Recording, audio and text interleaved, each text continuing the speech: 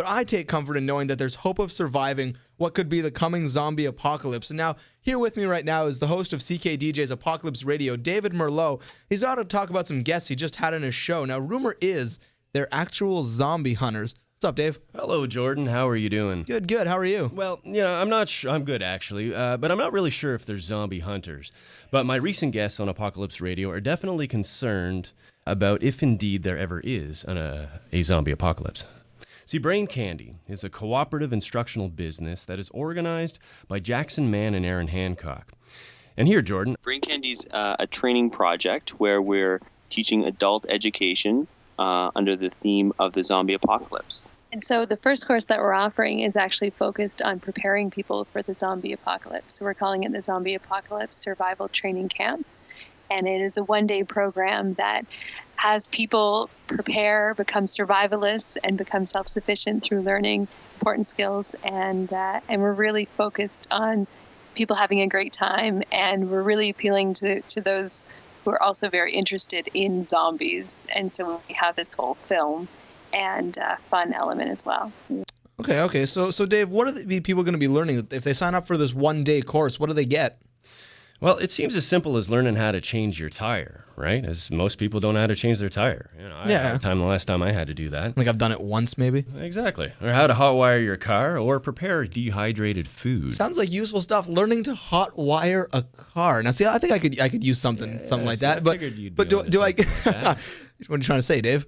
Nothing. All right. But do I actually get to learn how to kill zombies? Well, and I was wondering the same thing myself, because there's nothing I hate more, but, no.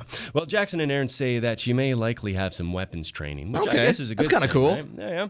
Yeah. But not particularly for zombies, but you never know, right? But if you take this course, you will learn basic survival skills. Okay. So Dave, I just got to ask you, who are the people that are actually signing up for this course? Because I have this image in my head of these preteens in their basement, sharpening sticks to use as zombie stabbing implements. Is that kind of the people that sign up? Well, I'm sure that the zombie fanatic is definitely welcome once Brain Candy gets their workshops up and running. But Jordan, really, it's not what you think, right? Listen to what Aaron has to say about the people that want to sign up. We're attracting a lot of people who may not necessarily believe that the zombie apocalypse is coming, but they do believe that in their lifetime there will be some type of disaster or some type of major world shift where they'll need to be prepared, and they're very attracted to the program for that reason. Okay, so that's what I was going to ask. And so at Brain Candy, they aren't just training me for the zombie apocalypse, right? No, Jordan. Yes. Well, that among other things, course, right? But the folks at Brain Candy say that their training programs will prepare you for many other forms of the apocalypse. Oh, so we kind of got everything covered, eh? I think so, yes. So who are the people that get to sign up to be educators? Again, I'm seeing this picture of just slightly older people in their basement sharpening sticks. Exactly, sharpening axes, of course. Well, here, I'll just let Aaron tell you about it. Sure. We're building our community right now, which means that we're getting our trainers together. So we have mechanics involved. We even have surgeons involved.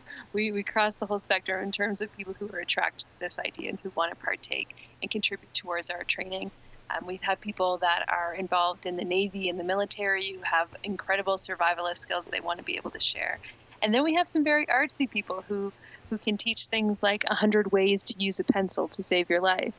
And so we really attracted a wide array of people. But I think the theme of it all is that these are people who are really interesting. They're people who are very interested in building capacity in other people and having fun at the same time.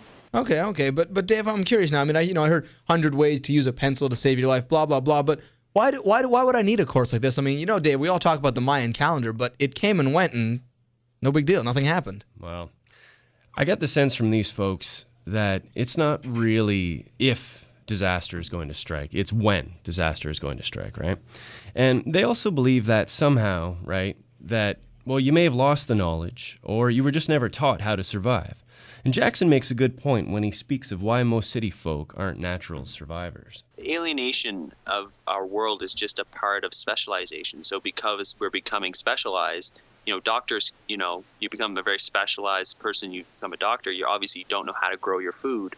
And vice versa, someone who knows how to grow food, it's actually quite a specialized task, but they don't know much about medicine. So it's just a product of first world nation. Okay. Now, Dave, I was looking at the flyer, and I see it says, this is going to teach me 100 ways to use a tampon to save my life. That caught my eye as well. And I asked Jackson and Aaron to give me a few examples, and here are some. Well, of course, it can be used for water storage.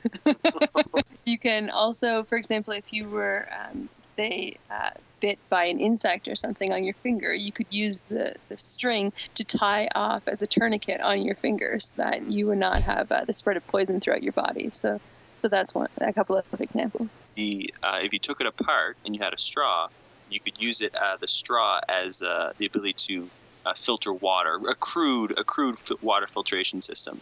Wow, who knew? Yeah, tell me about it. Huh? Well, it sounds like Aaron and Jackson really want Brain Candy to be all about sharing knowledge, not just kind of, taking it, hoarding it, and holding it over above people, eh?